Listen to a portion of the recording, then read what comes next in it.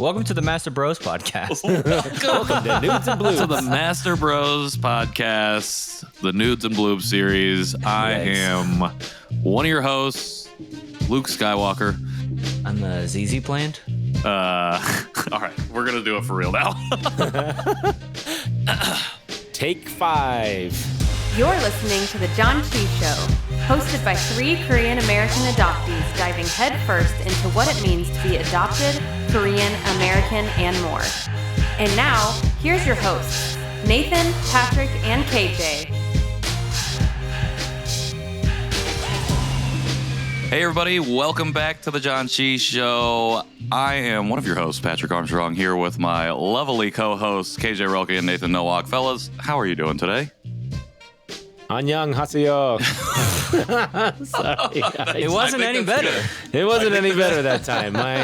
Gosh, I need to practice that. You're just enunciating every part of the phrase or the word. Yeah, so I guess so. It's like every syllable is its own word. Yeah. You know, Like annyeonghaseyo is a full sentence, right? It's true.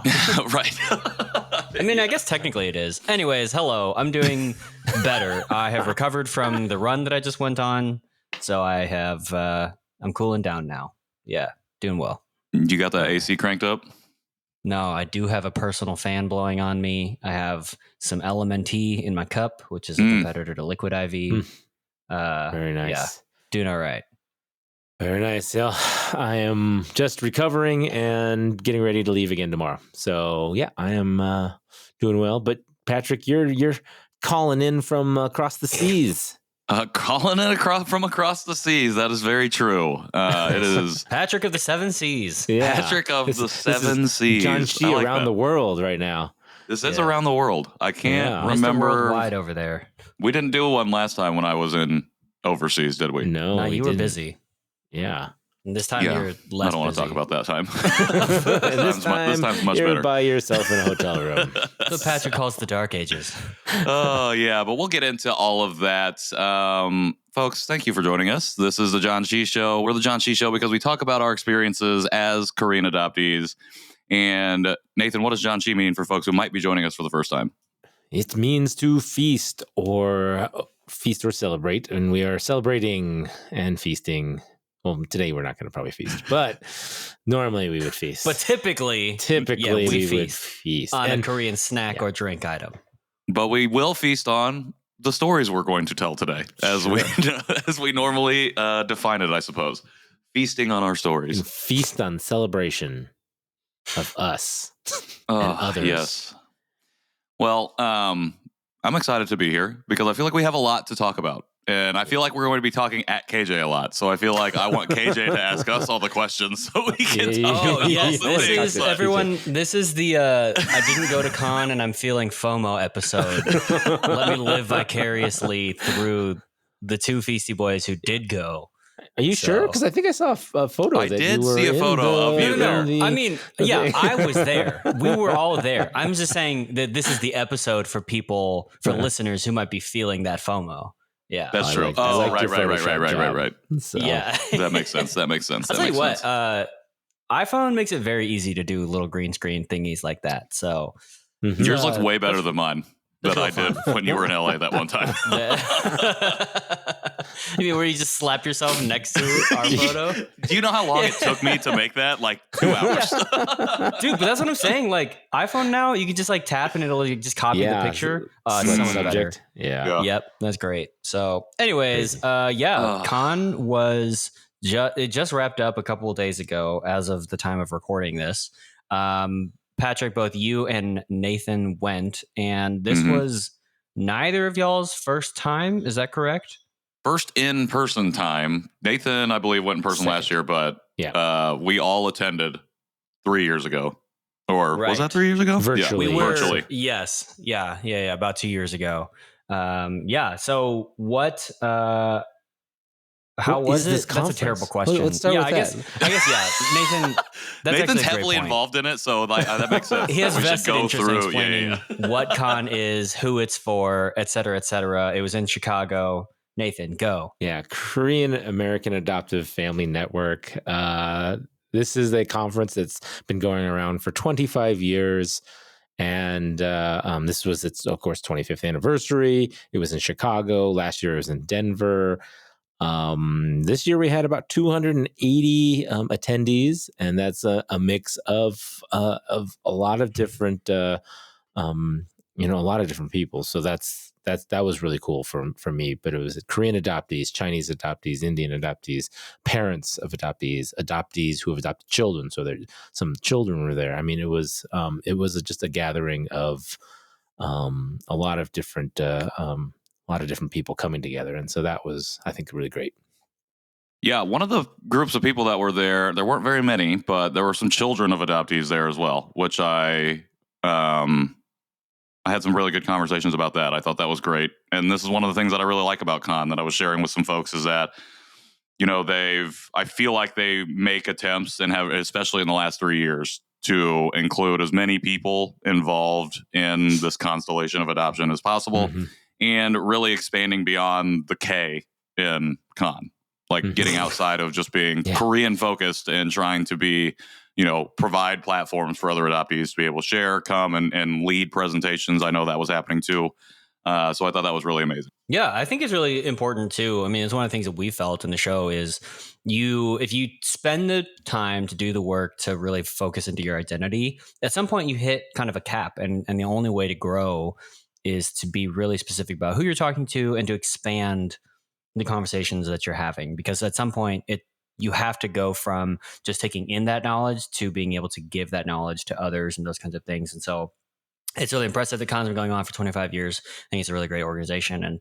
And it seemed like everyone who went, from obviously the highlight reel that is social media, had a great time. What was, Patrick, I'll go back to you. What was one of like the highlight events for you at this conference?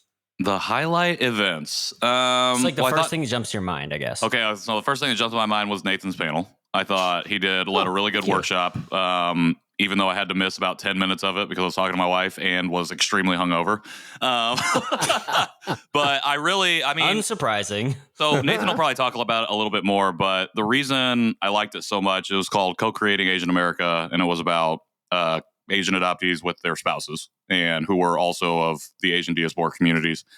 And I just love to hear the ways that they have navigated that. And one of our former guests and friend of the show, Jennifer Patel, and Vivek was there to have partake in that conversation. And y'all know Jennifer, like super vulnerable, willing to share and step into this discomfort of kind of relaying her own experience and some of the trials and tribulations that come with that. And I just think it was really powerful to be able to sit and hear all of those things. And then, but really, the other highlight event for me was the first night where I partook in too many libations. There was probably about a 3-hour stretch where I was sitting with Glenn Morey, previous guest and friend of the show, and Astrid Castro. She's a Colombian adoptee who leads Adoption Mosaic. So an organization that's been doing a lot of work in the community for a long time. And I was telling people this, but it's really rare for me, I feel like, in the last 3 years to sit in person with folks who are aligned in thinking and be able to have those types of conversations that really build upon the things that have been done and talk about what the future looks like for our community. And I thought it was so incredible because we just sat, it was us three. And then there was just a smattering of people who just kept coming in and going and joining the conversation, sharing and adding to what we were talking about. And I thought that we walked away from there, and I talked to Glenn about this the next day, just walked away with a lot of really, really good ideas about what we can potentially be doing as a community to help build up. That was my whole thing, was like, I feel like a lot of times we just keep building the floor and we build laterally, but we don't build up and we don't build consecutively on top of the things that have already been done. So instead of trying to reinvent, like, how do we take everything that's here and build up from there? So those two things definitely were the things that stood out in my mind. And then the gala was just a really fun time, minus when Nathan said that the Indiana group couldn't get their picture taken until after the the very last group. So. No. It was, but those three things definitely were the things that stuck out to me the most. Yeah, I wish I had been in some of that conversation. That was the first night that the KAAN had started, and I was running the noraebang in the conference rooms, the ballroom. So I was busy singing Peaches. But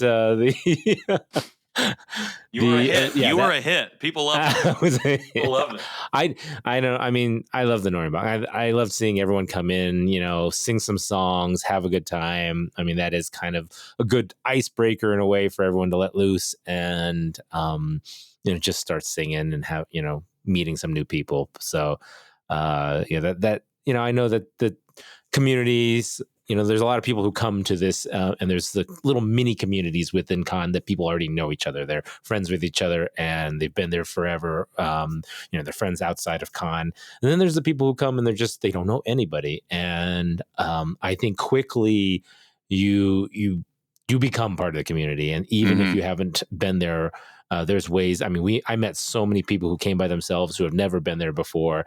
And by the end, you just saw them, in big groups or, getting tons of emails and people's social media handles and talking. And just, I love that. I love that ability to just absorb, and everyone come together and not have to worry if you're, nervous about coming by yourself. Yeah, I think it's really awesome. And I, as someone who was definitely there, but maybe left early, and then was running the Janchi Show. And then left again. Yeah, then was running the Janchi Show social media. I think let some people down because they messaged the show expecting Nathan, and I was like, "Hi," and they're like, "Hey, so great to meet you, KAAN." I was like, "Nathan, you have some messages." That's hilarious. Yeah, no, I mean, that's the other thing is both Patrick and I think met so many people in person for the first time that we've only known through virtual spaces as well. That is also another reason why I love KAAN and I love the community, getting together like that. That was kind of, for me, I guess going back to highlights on your question is that was for me a highlight is meeting the people in person finally. And I mean, not even I've never met Jeff and Sarah Bartolin, and this was the first time meeting them in person and just giving big hugs to each other. And that was just like really cool. Seeing so many of meeting new people. I mean, gosh, I can't even name so many names that we met. Name them all. I know everyone you met. I got Brad, I got John, I got Amanda, Amy, Tamika, So yeah, that was pretty good. Okay. No, there's a lot more, honestly. Yeah. It was a lot of fun to just meet everyone in person and just hear what they're doing, what they're up to, and what they're listening to, and again be thankful, that some of them are listening to the Janchi Show and have said very nice, kind words, and to everyone who did say that to me and Patrick, I thank you so much. It just I don't know, gives me a little more purpose and meaning in what behind what we're doing. Yeah, when we were working the booth after Shannon Gibney's lunch session, like that was really, it was really powerful. Okay. Swag For anybody who doesn't know, the swag. We had a swag booth. Slinging the swag. Check out our social media to see us doing a little modeling of our aprons that we had there. But that was, to just reiterate, Nathan, like really powerful to see so many people come up to our booth and share, like people that either I didn't know, who follow me or follow the show, and who have been listening for a long time. Brad is somebody who comes to mind. I remember connecting with him a long time ago, but I didn't recognize when we met and he came up. But just to hear how impactful it's been for a lot of people. I was making the joke that, sometimes I look at our numbers and I'm like, I don't think anybody's listening to the show. I don't know if anybody's listening, but I know people are listening. But to really see and feel that, like, in person, to see somebody come up and say, hey, the show has impacted me in this way, has been was amazing, and it just, it's proof of what we've been trying to do here and proof that we need to keep going because these stories resonate and it gives people a lot of community, a sense of community, even before we're able to meet in person. So, and speaking of which, I got to meet Patrick's parents in person. Shout out, Cheryl. Dang. Oh yeah, I forgot. I forgot. Yeah, I didn't even know your parents were going to be there. That was the funny thing. I was just coming out to say hi to you because I saw you standing outside by yourself. Yeah. And then your parents walked up and I was like, oh, hello. And then you said, oh, these are my parents. And I was like, they came down to Indy to pick me up because they didn't want me to drive home when I got back from Korea. And they were like, we both have to go to the bathroom. So I'm like, all right, I'll stay out here by the car while you do that. So I'm just standing there, I'm like looking around. I don't see anybody. Like, I don't see any other people who leave and look Korean. And I see Nathan walking out. I'm like, oh, hey. And then my parents come back out and he's like, I'm like, hey, these are my parents. And it was just like, this is great. And then I was like, my mom needs to be nicer to my dad. And then I sent them on their way. She was also a little confused when I said, hi, I'm Nathan. She thought you were somebody else that she met in threw person. It off for and I was a little bit. I'm like, what? We've never met We've never met. So, but yeah, it was kind of like. I'm like, this is Nathan from the show. And she's like, oh. Hilarious. I forgot that happened. That seems so long ago. I mean, there was so much that happened. I also this forgot weekend. that happened. Yeah, that was right after I saw KJ. I know. So. I was standing there, and Nathan didn't even say hi to me. Walked right past you. Right. Yeah. Like I was invisible. Trying to get my coffee. Sorry. That's funny. Well, that's cool. I'm sure that we'll be digesting more about KAAN, and I'm excited to hear. I was impressed, Nathan, just hearing or reading actually your social media posts, because I think you, at least in what I've seen, you typically don't, either for lack of time or just brain space, don't write super reflective posts. But you wrote about your experience at KAAN, and that was really moving to me, just as your friend and as someone who's gone on this journey with you, to see the 2.5 years of growth, what it's brought you to, how you've engaged in broadly the adoptee community. It was really impressive, and I love that KAAN can be just another touch point for you and for so many others who have started their journey into adoptee-ness recently, and then also to be meeting people like Astrid and Glenn, who have been doing this for so long, and say all right, so how do we continue to build up? How do we make this sustainable? How do we, think about all the ways that we can continue to resource our community and continue to get our voices out there and our voices heard? Because at the end of the day, I think we are still kind of a small community and still trying to figure out ways to break into the wider mainstream consciousness, which I think is important in all nationalities, whether it's just domestically or even abroad, thinking about, the role of the other nations and international adoption and things like that. So yeah, that's really fantastic. I want to transition and talk about Patrick being overseas in Korea right now. What's it like being back your second time, this time without an agenda? I think that's the biggest thing, is there's no agenda. And I wrote about this a little bit on my social media, but this feels like the first time that I've come back on my own accord. Well, it is, because going through the program in October, I've described it as a field trip, essentially. Yeah. And it just felt like I was not there on my own terms. And at the end of the day, while it was great and a huge privilege to be able to go back, it was not the way I wanted to experience Korea for the first time. So I feel like right now it feels like I'm doing the things that I wanted to be able to do in October now. And I would love the October weather. That would be great, because it's very, very hot. And we did a little night thing for Liz Kleinrock's birthday the other night, and it was a literal monsoon. They said it was the hardest rain that they've had all season. Wow. We were walking around the city trying to go look at some places, and it is just, I called it oppressive rain, because it was just downpour. And my umbrella, for whatever reason, is 2-tier, and it disconnects, and so water would come in through the umbrella. I'm like, what is even happening? Why do I even have this? But overall, it's just been I'm glad that I'm here for 2 weeks, because I think coming just for IKAA would probably have been it wouldn't have been the same as last year, but it would have felt rushed. It would have felt like probably not enough time. And I like that I've had this opening week to just be here. I'm really happy that there are friends here at the same time for me to be able to explore the city with, hang out with, because one of the things that I did not realize would happen would be the amount that I've missed Emily in all of this. I like that I'm here by myself, and I think I'm feeling the emotions well up in me right now, but I think this is the longest since we've been married that we've been apart, and this is obviously a big journey. And I thought okay, great, this will be good to go by myself and stuff. But at the end of the day, I think I really wish that she was here with me to experience this because it's so much different.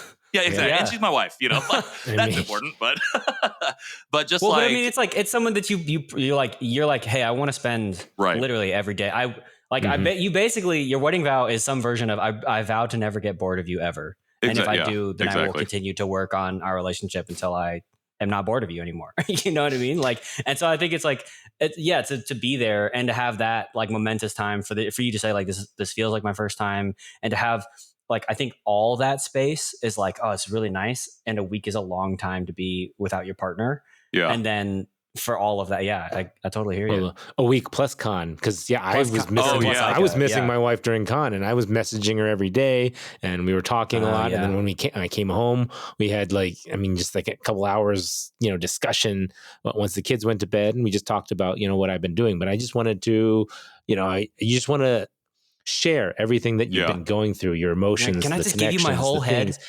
Just like because they weren't there, and you're like, oh, I need to share this with you, and I want to share this with you. But so for Patrick, you have all of KAAN to share with her on top of all of what you're experiencing now in Korea and will experience next week. So that is a lot. So. Yeah, and that's the thing. Like, if I would have went home after KAAN, like, it would be definitely different. Like, and I would have loved to be able to share that moment with her, and hopefully she can come to the next one. But the thing that set me up for failure is I flew Korean Air, and Korean Air, no Wi-Fi on their planes. Oh, so everything I was planning on doing, I did not do. And I was like, okay, I'm just going to watch movies, I suppose, that they have here. And the first movie I watched was Broker, which is about adoption happening here in Korea, specifically Korean language film. And that was a huge mistake. That was a huge mistake because like the first half of the movie, I'm like, all right, I'm like, this is pretty good. I'm like, I'm following along. This is very interesting. And then like certain things happen in the movie. I won't give away spoilers, but I was just like, it like broke me. And like that made me think about Emily. Like it made me think about the whole reason I'm on this trip. It just had got me in all of my feels. And I was just like snot crying. And I'm like covering my face when people are walking by because I'm just weeping. And then I look at my watch. Have COVID. I look at my watch and I'm like, oh, I got 12 more hours on this plane. Great. to sit with all of that emotion and those feelings. And it really made me think about all of these things that I guess I wasn't going to think about on the way there because I was like, okay, I'm going to learn how to read Hangul and write Hangul, and I'm going to do this and that. Like I had all these things I was planning to do on my computer. And then that went right out the window before, like, as soon as the plane took off. So that really set me up for having to sit with all of this and sit with everything that I experienced at KAAN a little bit sooner than I was expecting. And so I think that's what's got me in this very reflective state that I've been in this whole week so far. Which I think is, I mean, I don't know, you may feel differently, but for me, I think it's like an unlooked for blessing because like you get to, I think you have the privilege of entering into time in Korea, unadulterated, unscheduled time in Korea to be like, you don't have any pressure of, even if Emily was there, be like, oh, we got to go somewhere. Not that she wouldn't be accommodating, but like, I think if everything had gone to plan, you'd be like, yeah, I'm feeling confident. I do whatever, do the thing, boom, boom, boom, boom. But then maybe those feelings wouldn't have hit until 6 months later. And you'd be like, I wish I had done this in Korea because now I feel this. And now instead you might have this time to be like, oh, actually, I'm feeling this right now. Let me hop on a bus and go deal with this, or try to explore something, find whatever bench I can sit on and just be, or go take a video of the ocean.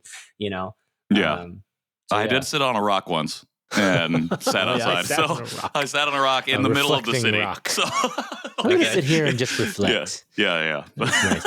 Well, so one of the things too, coming out of the KAAN conference, there's a thing called the post-conference blues. And essentially you're connecting with so many people, having all these emotions, and then you go back and you're back home and you're back to your normal workload and life and stuff.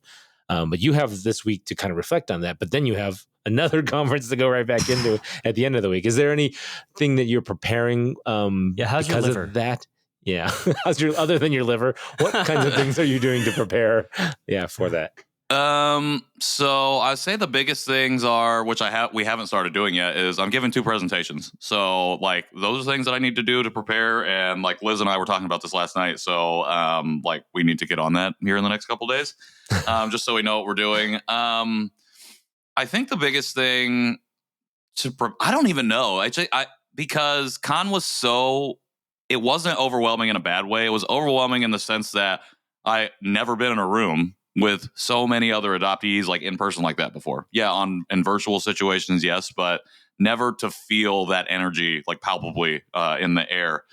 And then thinking like, oh, in 2 weeks I'm about to go, and then there's going to be 3 times as many adoptees here, and it's about to be even more wild. And so I think it's just been like preparing myself for that and thinking about and not having too much of an expectation. One of the best things that I was told, or we were told, I guess, by the IKAA leaders in one of the pre-calls was to not feel the weight of having to do all of the conference stuff. They said, if you want to do, you can do as much or as little as you want, just like we talked to people about when they come on and tell their story. And I really appreciated them saying that, because when you go to these things, or even when you do like virtual conferences, it feels like I've never had this before, so I need to do and be involved in as much as possible. And you don't give yourself time to really process, and you don't really give yourself time to like feel the things that you're feeling. And that's okay if you want to do all of that stuff. Like totally go for it if that's what you want to do, because again, we don't have these things very often.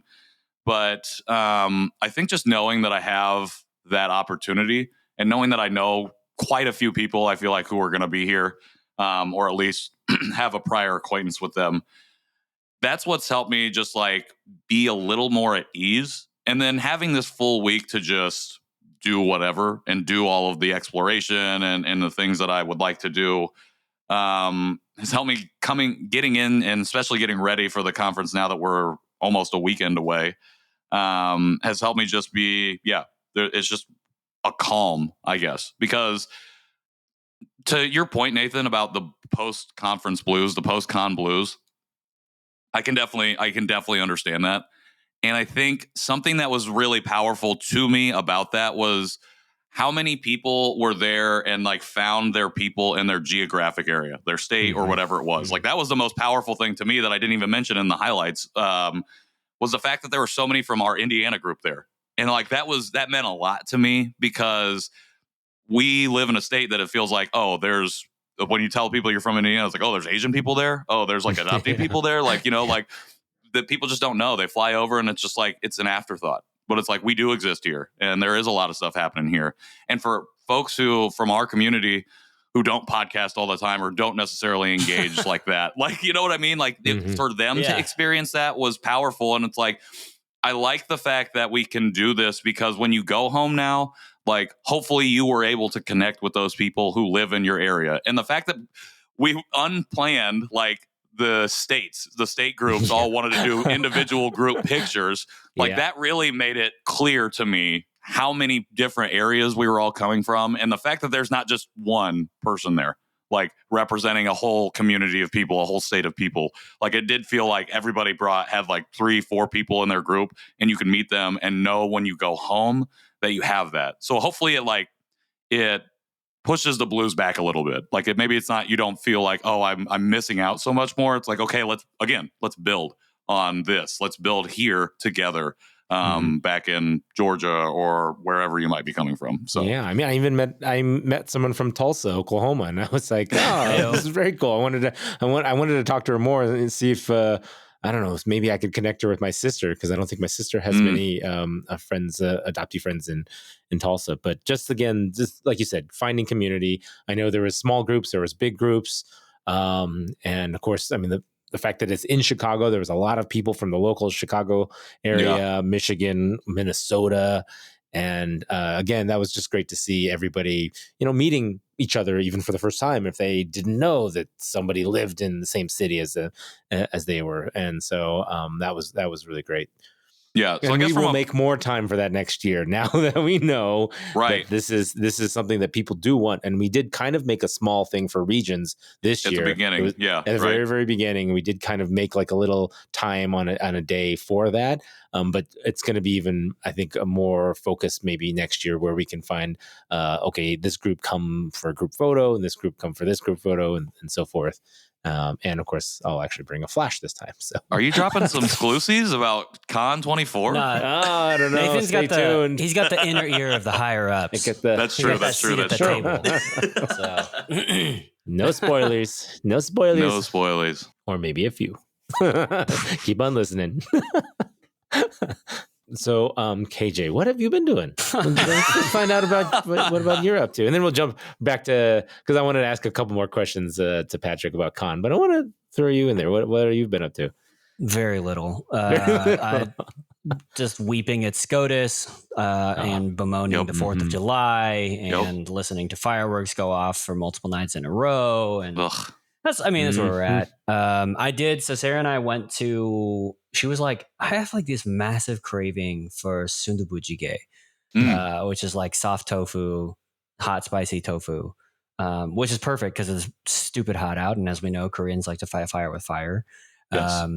And so I was like, all right, well, let's go to a tofu house and get some of that. So she had sundubu jjigae, and I had yukgaejang, and which is like a spicy beef broth soup thing, and it had like all of the side dishes, all the banchan, all the bulgogi, and it was awesome. And then we went into a Korean grocery store, and I was triggered by some old snacks. And one of the things that I really loved was like walking down a snack aisle in a Korean grocery mart is like going through the history of the Janchi show, which is really fun. I'll be like, oh yeah, I remember having like Whiteheim or the Kokadasa. I still have no idea how that's pronounced. Or there's like the Ace crackers. And I remember we tried like lots of different things. And so, yeah. And like, oh, look, there's Pepero, and there's like, did you have this? Like Sarah was like, did you have this thing? Because it's got like a fish and a whale. And I was like, no. And then we turned around. I was like, oh no, we had that one. And so it's just like, it's interesting, like, going through snacks and being like, oh no, this is like literally a record of the show in so many ways, you know?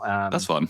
So it was just really cool. And then like being able to go to the kimchi aisle and be like, oh, I like this kimchi brand. I don't like this kimchi brand as much, whatever. Like it was exciting to me. I know that we talked before you left, Patrick, about like how you're going to try to smash Hangul and like just get the reading and the writing system down. But I think like just those little steps, those little progressions, are really wonderful. And it actually like, so while we were there, I make a long story longer. I hung out with a friend in Springfield who is Japanese American. And she was like, hey, can you take off your shoes? And I was like, yeah, of course. And then I was like, oh yeah, right. That's the thing that we do. Since then, like literally since then, I take my shoes off in my own home. Sarah gave me trash for it one time. She's like, you hang out with Saki one time and you suddenly just take off your shoes all the time in your house. And then the Dallins sent us some in-house slippers, and I like literally wore mine out. So then I got new ones. And then my in-laws were like, oh, these slippers are cute. Do you want us to take off your shoes, our shoes in your house, whatever, blah, blah. And then, so flash forward to, we get to this Korean grocery store, and every Korean grocery store, I guess, that I've been to sells in-house slippers. So we just bought them some slippers to get. And so like in that way, I've been able to, as I grow in my own Koreanness and my own comfort with who I am as a adoptee and Korean, etc., been able to influence people that way and just be like, this is now a part of my life. And like, without being like, this is my culture, you know, right. Or making some broad, like coming out statement, but just quietly, subtly do those things. Sarah's mentioned to me, like, it's wild how Korean food is such comfort for her. Like it is for me, but like that it's become a comfort food for her too. It's just been like really, really interesting the ways that in my own life over these past couple of years, how it's not just been an individual journey, how I've like had the privilege of bringing other people who love me and who care about me along with that ride, which I think is ultimately the thing that we hope to do as a show, is to encourage others to feel comfort in their own skin without the weight of imposter syndrome or without fear of judgment. It's just like, this is who I am and I'm going to do these things, and they can be true to you. And the more true they are to you, the more other people will come to accept that as well. And hopefully if they love you and care about you, that they adopt those practices and are aware of those things, which I think is really, really nice and really lovely. So not a big conference event, but in the slow and steady ways, just being able to embrace my own identity and shape the house that Sarah and I are building and the lives that we're building. Speaking of comfort food, though, Patrick, what's the food situation like in Korea? And is Korean food, has it reached like comfort food status to you? Or is it still just like, oh yeah, Korean food is super good, but it's not like necessarily the thing that you reach for if you're feeling down? Sure. Really quickly before I answer that, best part about the hotel is they have the in-house, the house that I'm staying in, in-house slippers here. I'm like, hell yeah, let's do it. From a food perspective, so this is a question I got asked on my Instagram, was like, what foods am I looking forward to here that you can't get in America? And I was just totally honest. I'm like, I am really bad still about food recognition and like knowing what it is I'm eating or what to ask for. Yeah. So like I'm what really, is this, a hamburger? Like, yeah, I'm really bad at McDonald's. It's hamburger soup, jjigae. And I haven't engaged with it as much as I should in Indianapolis, in America, to like learn a little bit more and like be more familiar with what it is that I want and what I'm looking for. But the nice thing that I said is like I can go into any convenience store and buy Nongshim shrimp crackers and buy Terra beer just right there. Like I don't have to like hunt it down. Like it's just anywhere on the side of the street. It's interesting. I feel a lot more comfortable going just into a restaurant and ordering, even though I can't read Hangul. Like I just did this morning. Like I had been there. They have an English option, like a language option on your self-order system.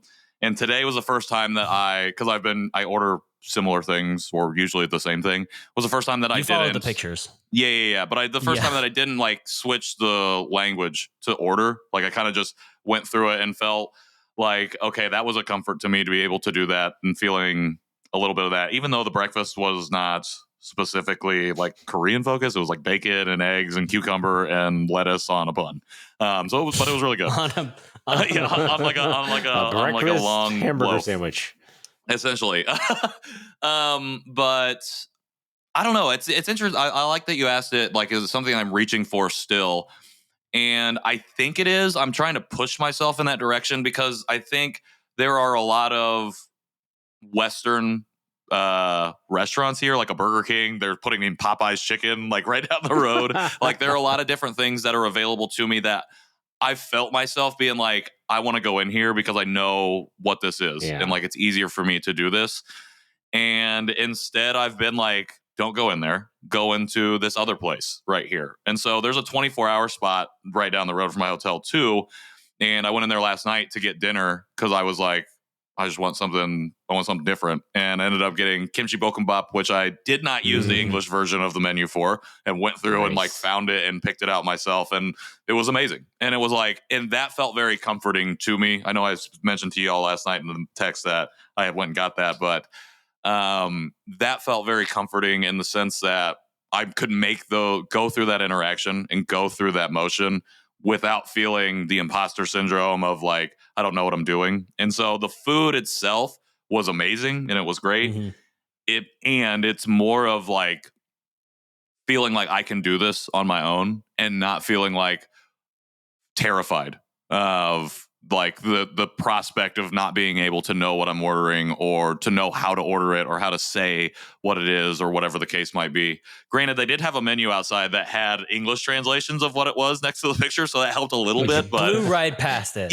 But just ran right past it. I don't need this. So So but I think the pictures are helpful, so keep those coming. Keep the pictures up there, please. You're like, I'm a 4-year-old. But that's been my experience with it so far.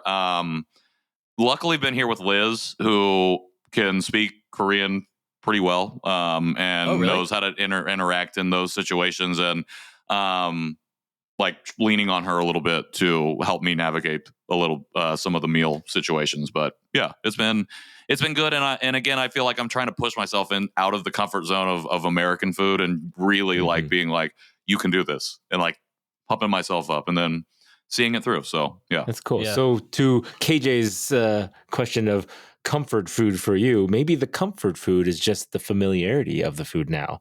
I mean, that's definitely not wrong. I think the having over the last 3 years found ways to eat it more and again, not engaging with it enough still, because there are Korean restaurants peppered around the Indianapolis area that I could go to and get these meals and be more familiar. But having developed familiarity with it, and then having been in Korea, not 8 months ago, like, 8-9 months ago, knowing that I felt comfort there just being here, and then like not wanting to start from the same position as I did when I came here last time for the first time. Yeah. And really, again, wanting to build on that experience. So yes, the familiarity is definitely an important part of it. That's interesting too. I guess I haven't thought about like, I'm pretty familiar with like a traditional Korean menu at this point. Like, Sure. And I know like jjigae and jang or jjigae and tang are like soup and stew. And so like, I know like if I see that ending, this is what I'm going to get without needing to see the picture, or like bap is going to be a rice dish or, whatever.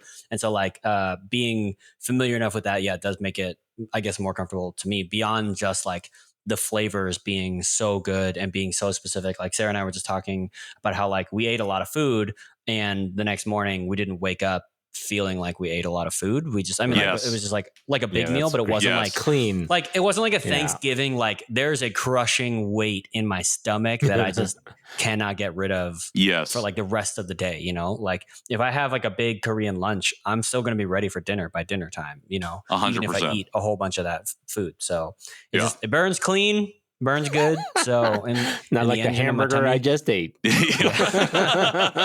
And French fries. I will also say, I think it's fun to go into those like more American chains because they are globalized. And so it's like, what's Korea bringing to a McDonald's or vice versa, and I think that curiosity like, on that. in my own sense of like Korean Americanness, like is like, all right, so McDonald's is like the classic example. And so you go in and you see like a bulgogi burger. I'm like, oh, that makes sense to who I am because I am bulgogi and burger. I'm a fusion. Give me that fusion. And then it's fun because you like, obviously that's something that really intimately and gets like, you can experience Koreanness from a different perspective that way, Yeah. So, yeah.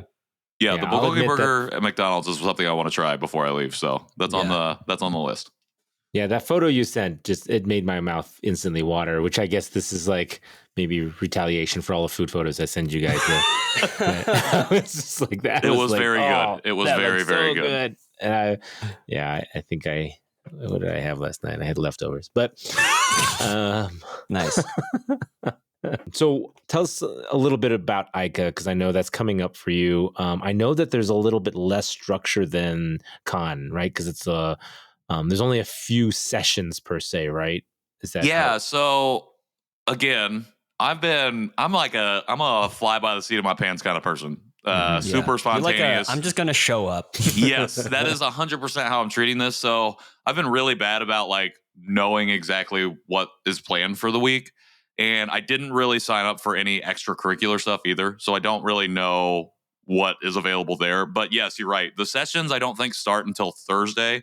And I think there's only a few each day. And it's Thursday, Friday, Saturday when there's session stuff. So I'm presenting on Thursday and Saturday. But just a lot of people. It's centralized at the COEX Mall. So this super big mall in Seoul. And tons to do there. We were just there yesterday and did like a retail therapy session, essentially. Me, Liz, Christian, and a couple of their friends, and it was absolutely hilarious. But it was a lot of fun, and so it's cool to think about that situation. There is like a welcome thing happening at the beginning, like a kind of like a formal. It's not a gala per se, but I feel like it's being treated kind of like that for people to just kind of meet and mingle and have like that first meal together. There's some community stuff that's happening, like dinners and whatnot. I did sign up for like the people are going to a baseball game, so like that was an option for you to go to. But it does feel a little bit not unstructured in like a bad way, but again, it like leans into this. We don't want everyone to feel like you have to attend every single thing. And so it feels very open and it feels very, I'll say organic. It feels like you have the choice to do whatever it is that you want. And one of the people that I met in a small group in one of the pre-calls, she's like, I'm coming with my family. and I paid for the ticket to come to the conference, and I'm going to 2 things. And then, like, other than that, it's like a family vacation for me. And I'm like, I love that you said that, because I feel like a lot of people won't voice this. Like, I'm not going to do a whole bunch, because I feel like I don't want to be that person. Like, oh, I'm just coming to whatever, and I don't want to hang out with y'all. Like, if you don't want to hang out with anybody else, that's totally fine. Like, go do your own thing. How often do you get to come to Korea in the first place to be able to be here? So, like, don't feel this pressure. And I feel like that's what I've gotten from IKAA, the sense that I've gotten from the conference as a whole and the leadership right now is that they don't want people, and I'm pretty sure they went through a leadership change over the last 3 years over COVID, coming into this one. And so I think it's a little bit different. I don't have a baseline. Obviously, I've never been to really say what it was like and how it's going to be different. But I feel like they are trying to make it as accessible and inclusive for our community as possible, without being like, you have to do this, that, and the other. Yeah, and this is a worldwide conference too, so anyone across the world is invited. So there will be people from other countries. Yes, IKAA, for those don't know, IKAA stands for International Korean Adoptee Association, and it's every 3 years. So there's definitely, I think, I like that it's. I mean, I really wish I had time to go this year. I'm gonna make it a point to say that I'm gonna try to make the one in 3 years. So I will get a passport renewed by then. Yeah. They're gonna pay us to come out here in 3 years to do stuff. So don't you worry about that. It's also a very affordable conference too. So that's another thing, because most of the costs go into getting there. So yeah, but no, I think you're going to have a great time. I'm really looking forward to hearing your thoughts on it. And I'm definitely giving a little now secondary FOMO for even right after just getting back from an event. I'm like, I want more events. Well, that's the post-conference blues right there.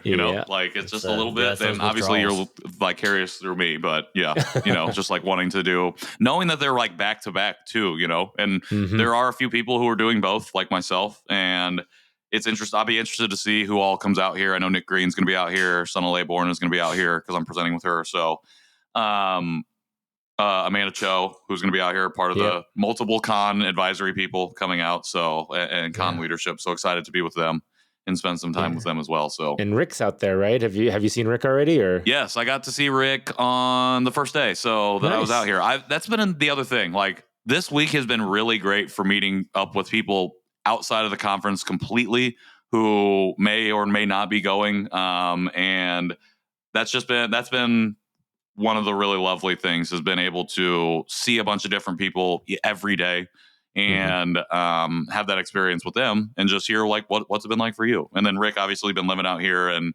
doing a lot of stuff. So yeah, Rick's always a great time. That's awesome. Hi, Rick. Yeah. Hi, Rick. Greetings. Wait, was that Rick? No, I was saying I was giving my greetings to Rick. Oh, yeah. Well, yeah, I mean, it's really awesome that you're out there. And yeah, like Nathan, I'm personally pretty jealous, not jealous, envious, I guess. Sure.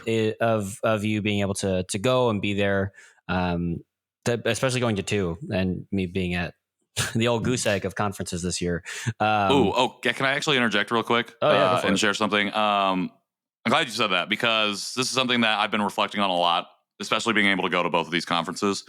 One of the things I really like about KAAN is that they make it a point to try and get people there who would not traditionally be able to come, most likely because of socioeconomic status.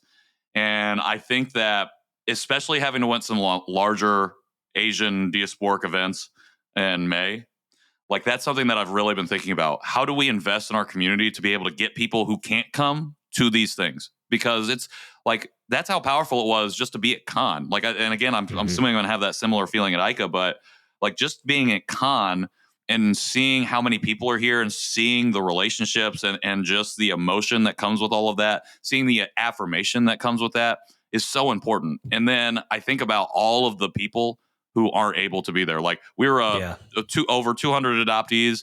It's a smattering of different, not just Koreans, but like you said, Indian, Chinese, a bunch of different people. That is but a fraction of the amount of adoptees who are existing right now and who can't come to these things. And then that's something that I'm really interested in figuring out. How do we do this? How do we get people to get to IKAA, who can come to Korea and who wouldn't be able to do that? And so I just want to say that I recognize this is a huge privilege of mine to be able to go to both of these events, to be able to spend an extra week in Korea, to be able to do these things. And like at the end of the day, I really want to figure out how I can use my privilege to be able to help other folks along to get to these points, especially to KAAN, because it's in the contiguous states. You're like you can, like, this is a much more accessible thing than Korea specifically. And I think like this KAAN was so powerful. I wrote about it, like one of the most powerful moments I've had since starting this journey over the last 3 years. And I think it was because you see how affirming it is for everybody to be there in this space where we don't traditionally get to have, and we haven't, even though they've been here for 25 years. It wasn't always adoptee run. It wasn't always adoptee led, you know, and now it is. And now we have these opportunities. And if there is any way that I can help support someone to be able to make the KAAN next year, like I want to be able to do that, whether it's through the show, whether it's personally, whether it's some sort of business opportunity. I don't know what that looks like, but I want to be able to use my privilege and pay that forward for these other folks who haven't had the chance to come, so that they can feel that and know when they go home, even if they have a little bthat post-KAAN blues, like that they've built this community now, that they found and seen themselves in community like this. So that way they know that they're not alone. Like that's the best part about it. It's like you walk away, you know, you're not alone in this community in your lived experience.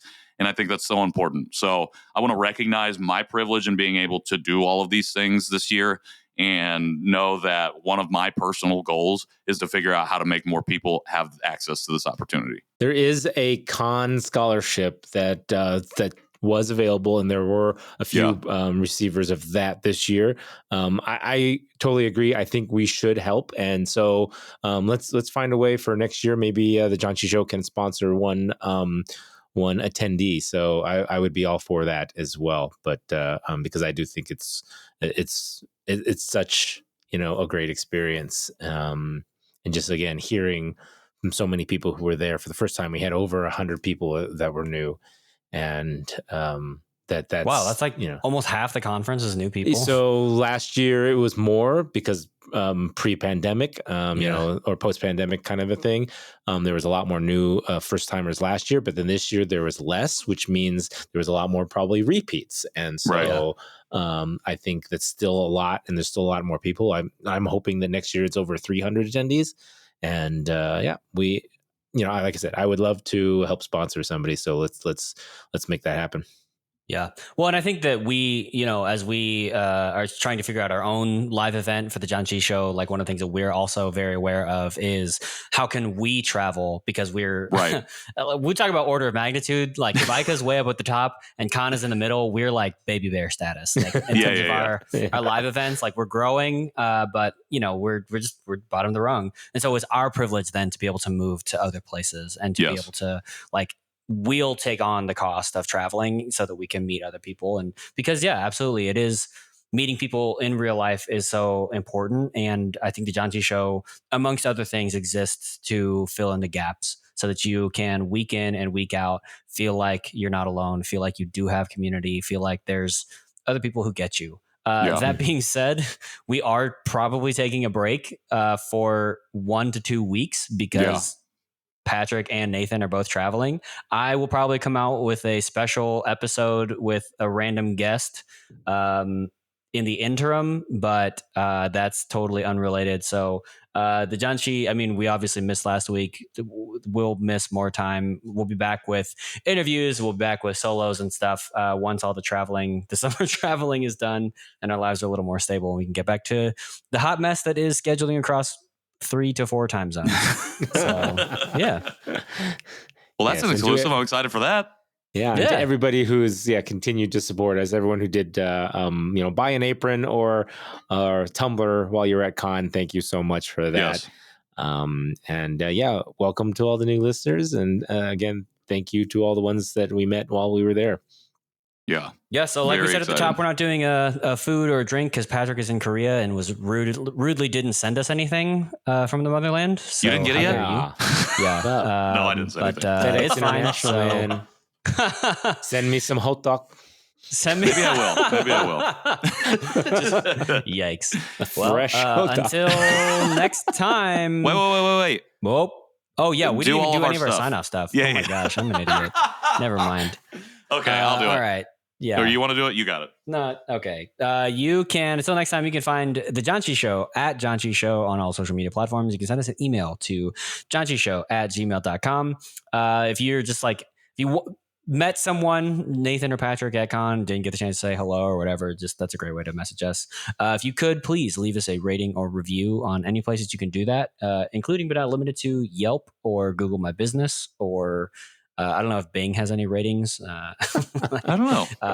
Yeah, that'd be fun. Just leave leaving a rating and a review helps our podcast be found by other people. You can support the show by going to janchishow.com/support. If you want to be a guest, you can go to janchishow.com/guest to fill out a guest form. And you can find me at, I forgot, voicemail. We didn't even do the voicemail. Okay, I was going to say, I think we have another voicemail to listen to because I think you mentioned it on the last episode. Yeah. Anyways, all right. If you want to leave a voicemail, go to 972-677-8867. It drops you into like a Google Voice thing, and you can just leave a message there.